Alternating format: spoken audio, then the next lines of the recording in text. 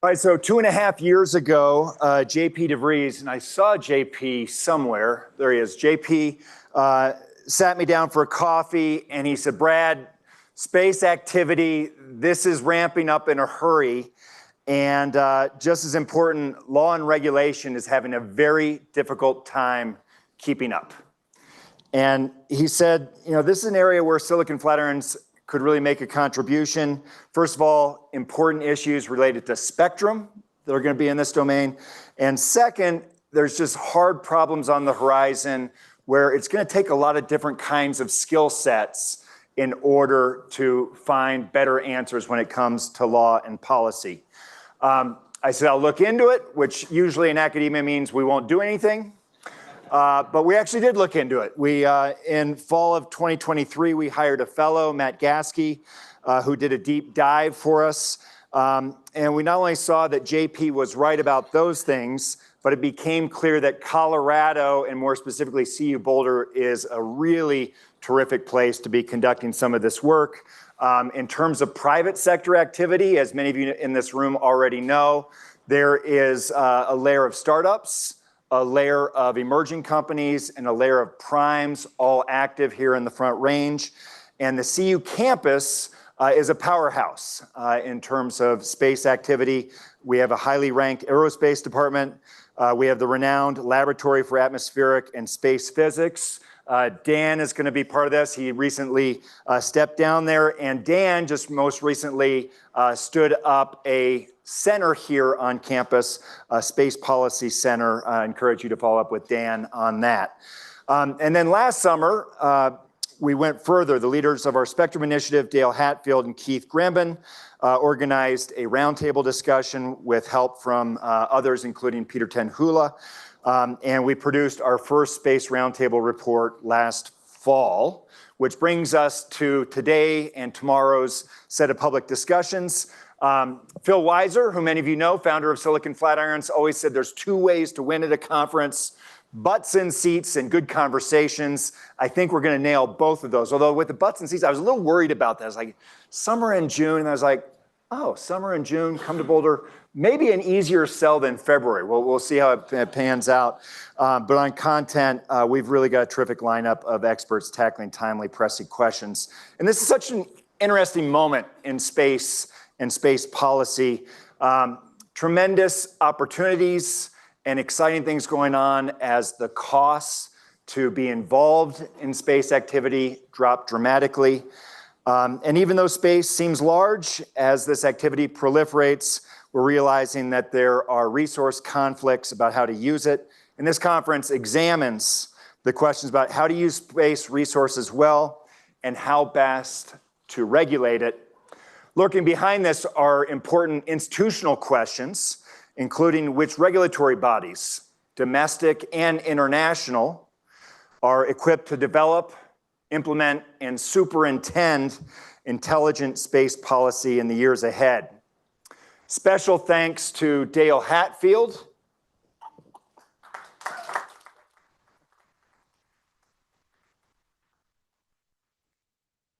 Spoiler, that's not going to be Dale's last round of applause for this conference. And Keith Grambin. Keith, for putting this conference together, and game balls also go out to Peter Tenhula, David Reed, David Reddle, and Stefan Shimbin. Now a round of applause for them as well, who helped put this together. All right, here's how we're going to proceed this morning. After a moment, a student here at Colorado Law, Sarah Joy Castor, will introduce Commissioner Gomez for her keynote address. Students, as those of you who have been here before know, are closely involved in just about everything we do at Silicon Flatirons. Even during the summer, the Weiser rule applies. So for the students who are here on campus, we'll be looking to you for our first question. And I strongly encourage you to take time to visit with students, pawn advice on them while you're in Boulder. Then we'll have, after Commissioner Gomez's keynote, we'll have a panel which examines spectrum conflicts between active users in space and on Earth. Then a 15-minute break. Following our break, our last panel in the morning analyzes orbital space as a resource. And then I encourage you to stay. We've got a very special presentation before lunch, and that's where we are going. In terms of the law school activity, I was remiss in failing to mention that our engagement in space law and policy, in addition to what I highlighted with JP's involvement, students have been leading the way now for 3 years, and our Student Space Law Society has been a real engine for this. Delighted to have Sarah Joy here to introduce today's first speaker. Sarah Joy.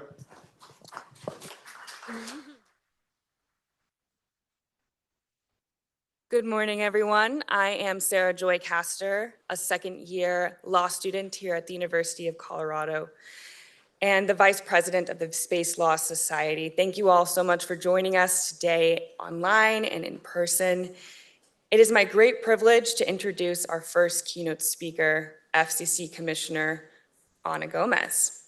With more than 3 decades of leadership in domestic and international communications policy, Commissioner Gomez has guided spectrum strategy from nearly every vantage point, from federal agencies, Capitol Hill, the private sector, and the international stage. Throughout each role, Commissioner Gomez has advanced the ambition to turn scarce spectrum into endless opportunity. Commissioner Gomez's work continues to ensure that the airwaves remain a catalyst for innovation, resilience, and universal connectivity, the themes at the heart of this conference. So please join me in giving a warm welcome to Commissioner Ana Gomez.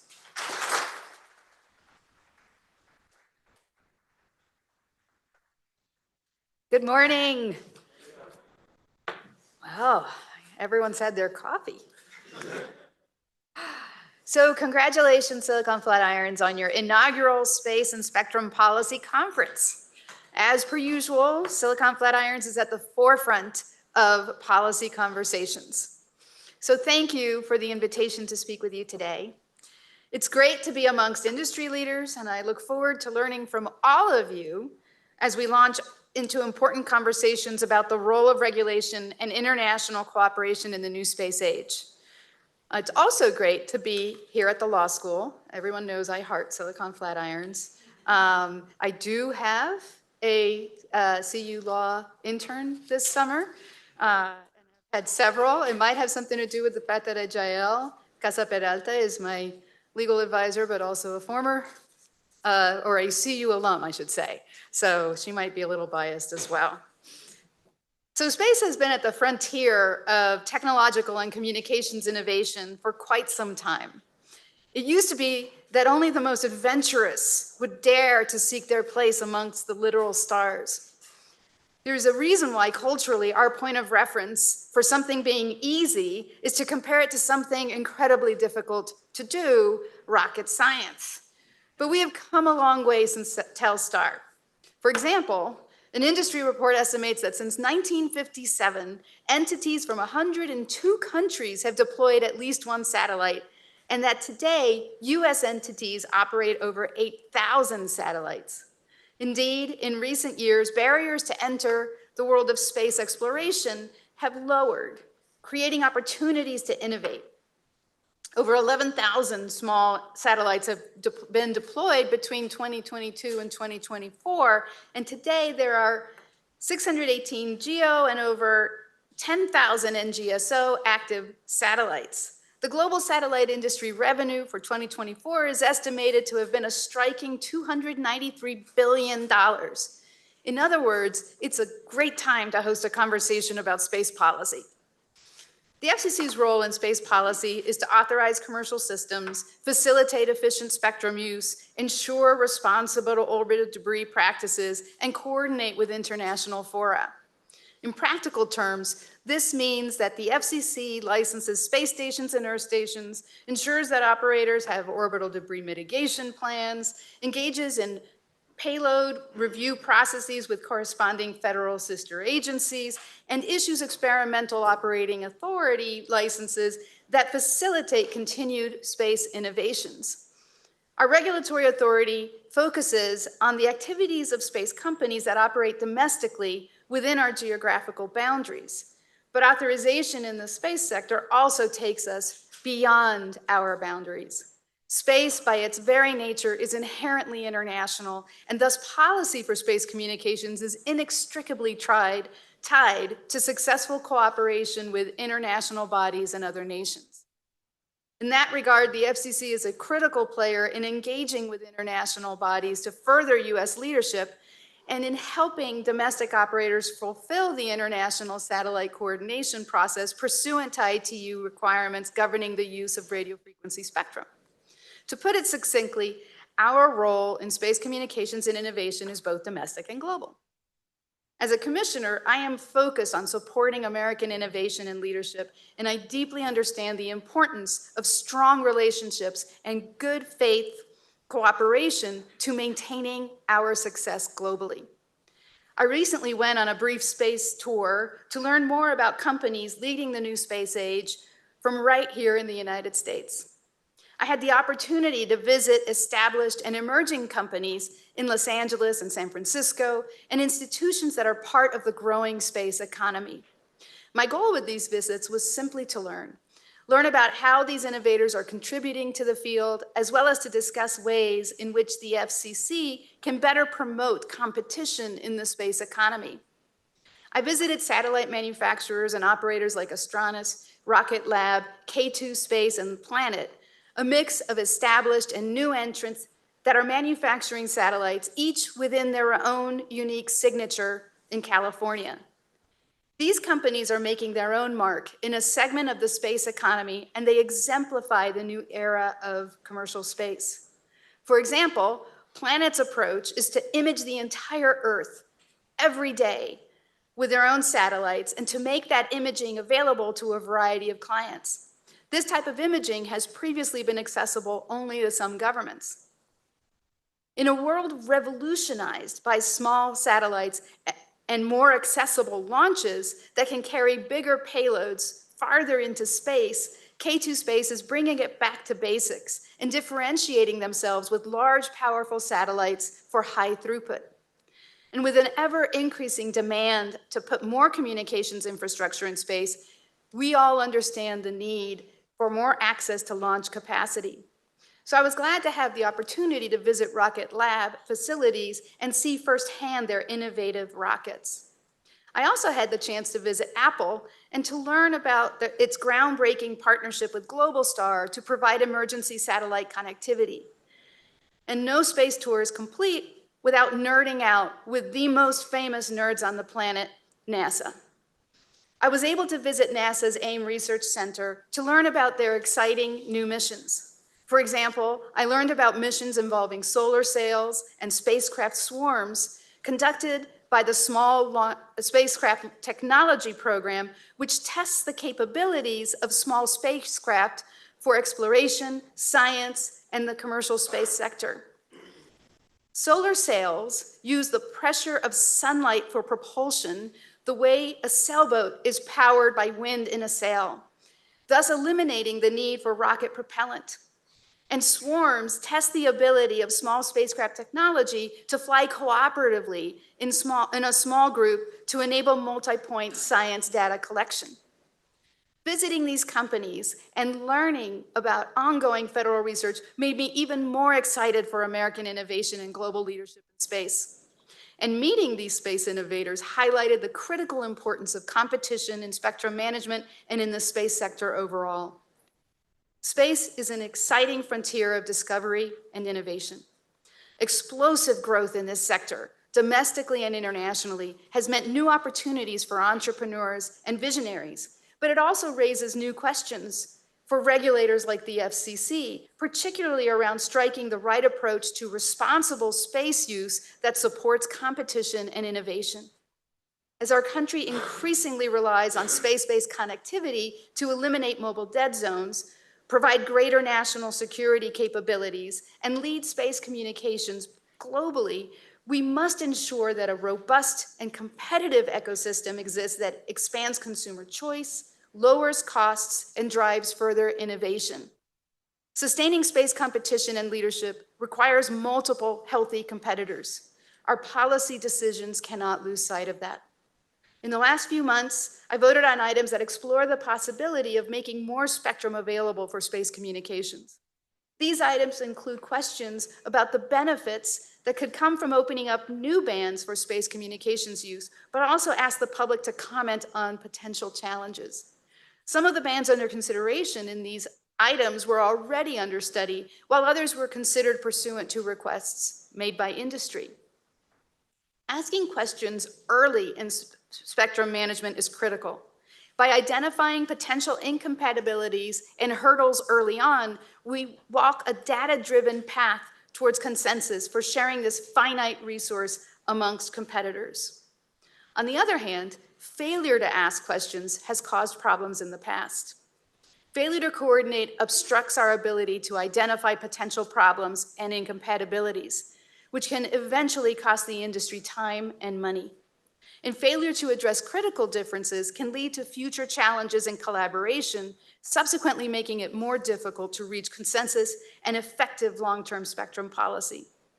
The very nature of space technology and spectrum use in space demands that we explore the tricky questions and cooperate in good faith. Satellite footprints are often large and may cover more than one country, making frequency coordination especially important to avoid interference with other satellites and terrestrial networks.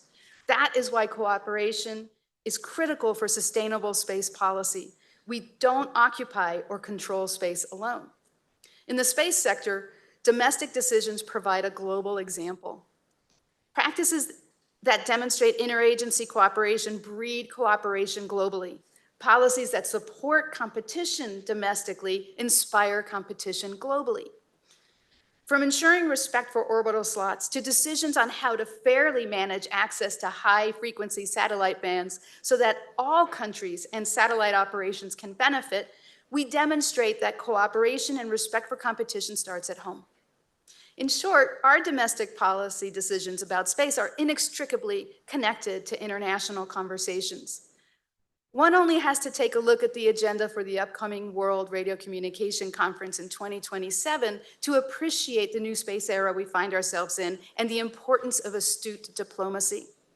The majority of the 31 agenda items slated for discussion at the WRC 27 will involve space and satellites. In broad strokes, the agenda indicates conversations will surround expanding spectrum access for satellite use, ensuring equitable access to satellite spectrum, protecting research and scientific services, and improving international procedures for allocating spectrum in a rational, efficient, and economical way. Space policy connects communications infrastructure beyond a nation's borders. Harnessing the strength of soft power and diplomacy are therefore key to achieving success. This is where early cooperation practices domestically have the potential to fuel cooperations internationally. A well-coordinated approach domestically lays the groundwork for successful cooperation internationally. Showing up together makes an impact, and our unified presence on global stages like the WRC is critical. Fortunately, we can utilize international bodies and institutions to encourage harmonious cooperations for the benefit of all. International institutes like the International Telecommunication Union and the Committee on the Peaceful Uses of Outer Space are critical to facilitate collaboration, particularly in moments of disagreement. Setting global policy for the use of space spectrum is an art. As policymakers, we champion U.S. leadership without losing sight of the independent nature of fruitful international cooperation to our success. Our role is to continue to build relationships with regulators around the world to advance positions that support U.S. leadership and ingenuity. I look forward to the opportunity to bring my expertise in domestic and international spectrum policy to our collective efforts to support continued use of the space spectrum that centers competition and innovation. Thank you.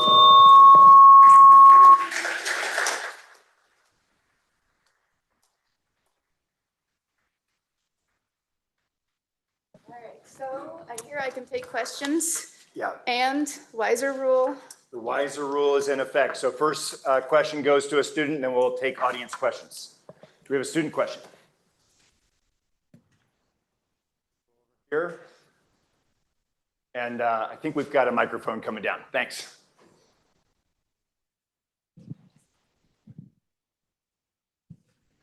Hi, I was wondering how are upcoming mid-band spectrum auctions going to impact like smaller satellite startups, and are they going to have access to those?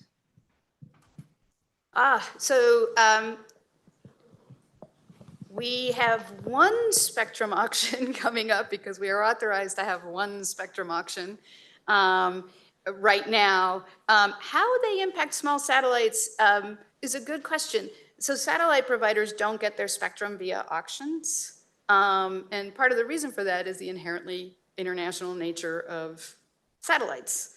I would expect that small satellite providers would actually not participate in the auction, although, and I would have to see what the rules of the particular bands are for whether they would be able to even operate in those bands on a shared basis with terrestrial providers. We only have one auction coming up. Congress is working on getting us some more authority right now, and I really hope that they get us that authority so that we can start conducting auctions. There's a lot of pent up demand for that, but not sure it really affects the small sats. Let's open up for questions. Let's come over.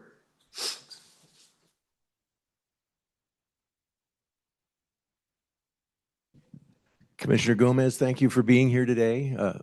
Pleasure to see you again. Just want to throw a softball question at you about the Space Bureau and the interactions the Bureau has with state, Department of State, and what that looks like for the benefit of the audience. Thank you for that question. I talked for like half a sentence about working on an interagency basis, but it's a really good question. We, the FCC, have our mandate, which is the authorization and allocation of resources for telecom and for space.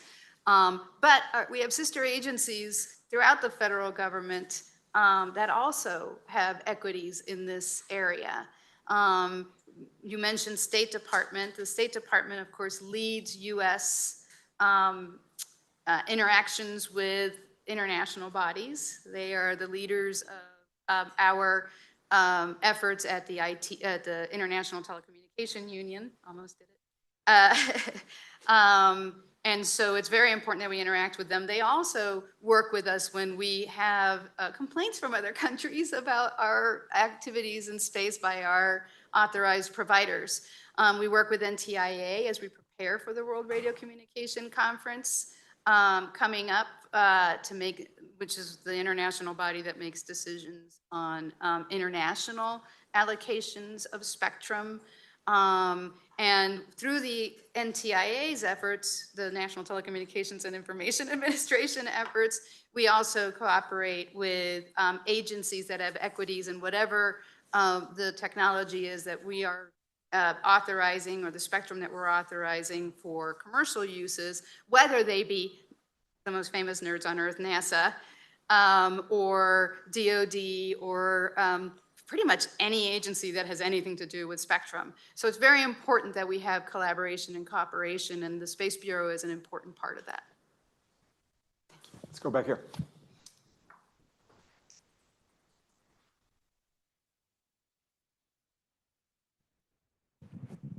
Thank you, Commissioner Gomez. So appreciate your comments. I'll put my cards on the table and say that I'm an astrophysicist. As you know, I'm sure that we have been continuously losing access to the frequencies that we get from the universe, which is our way of understanding the universe. Of course, we put in comments to the FCC and we do all of the things. But when we talk about auctions, I have to confess that my blood does start to boil just a little bit. Because as astronomers, without deep pockets, we will never have the ability to participate in auctions, at least not successfully, I think. And so we do have, as you know, and I think many people in the room know, some very small slivers of spectrum that have historically been allocated to radio astronomy, but even those are now under threat. So I'm just wondering if you have comments on that landscape. And I also just want to put on the, let folks know there are some astronomers in the room who have different perspectives on some of these issues. We always say that astronomers are sensitive, and they're sensitive from a spectrum perspective. But yes, this is a perennial issue. I mean, I've been doing spectrum now for a long time, decades, and it's difficult because deep space work, scientific work, whether it's weather, whether it's astronomy, is sensitive, and it needs protection from uses that may interfere. And that's it's difficult, and it's a difficult balancing act, I have to admit. And that's why this interagency cooperation and collaboration is so important. One of the things, this is not I'm not saying this is going to solve the issue before someone asks me about it. But when we were at NASA, one of the things that they were telling us is they are now looking to use lasers instead of spectrum. Not for everything. This is one project they're working on, which I thought was very interesting. It's sort of a recognition, all right, we got to figure out how to make this work because spectrum is getting more and more congested, and it's getting more and more difficult to balance all of these interests. So I'm not answering your particular issue, don't know what the spectrum band specifically you're talking about, but I do recognize that this is something that is more and more coming up as we look particularly at using the higher frequencies.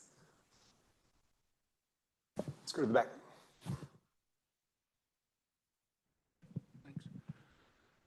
You're talking about how much we need more interagency cooperation, and you mentioned NASA many times, and their workforce is supposed to get cut from 17,000 to 11,000, as will other government agencies.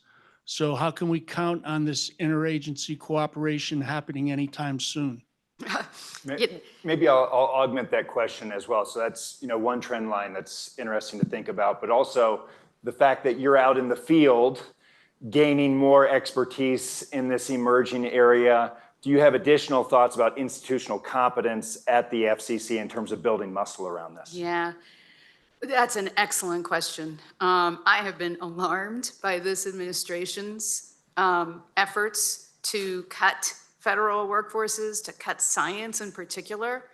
I am concerned about what's happening even at the FCC, where we have seen a lot of our institutional memory leave due to what I call the terrorism from this administration that's causing people to leave early, to take early retirement and to take the fork in the road.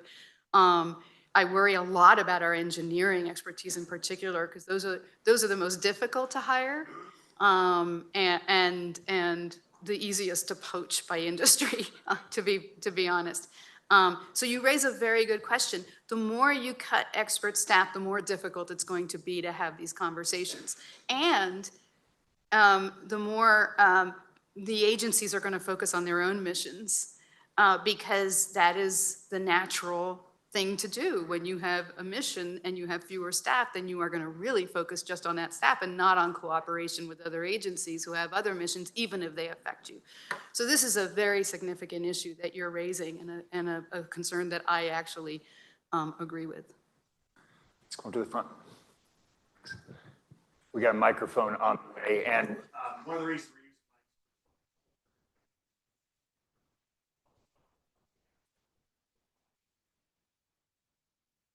Okay, thanks for being here. Wanted to talk to you more about the FCC's regulations on orbit altitude.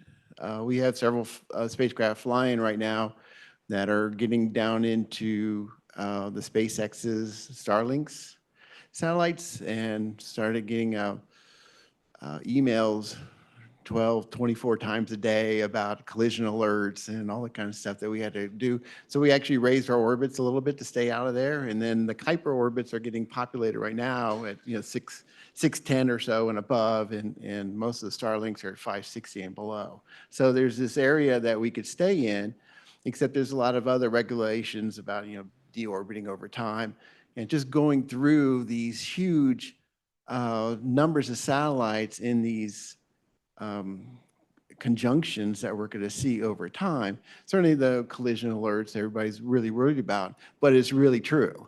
And we have put in new requests to the FCC to raise our orbits to be in the 575 kind of range. Planet IQ. We've had 6 spacecraft. We've got several that are already deorbited, and now we're launching more. But we wanted to be up in the higher orbits in these little areas that we're not really having so many conjunctions. Do you have more comments about FCC's orbit altitude regulations, and does it stay in the FCC, or is it really going to get pushed out? We've been seeing a lot of different things from rumors in the government. Who's going to manage orbit altitudes and orbital conjunctions, and does it really belong in the FCC or not? Anyway, we have active requests to the FCC about orbits right now to change the orbits that we have regulations to, because we don't want to be in the Starlink's orbits. Yeah, that's such a good question, and it's such a good setup for this entire conference, because it is exactly what this conference is about, is how are we going to have a regulatory structure that ensures sustainable space use and how to work together. I would love to answer that specific question, but instead I'm going to deflect to the panels that are coming up, because I'm sure they have a better answer for it. But it's exactly what I think we're going to be talking about. Well, it's kind of you not to preempt the 11 o'clock panel that's coming on board that'll discuss that. Very, very appreciated. We are about at time. Do you have time for one more question before we adjourn? All right, last Something question. easy, please. Let's go up here. Yep.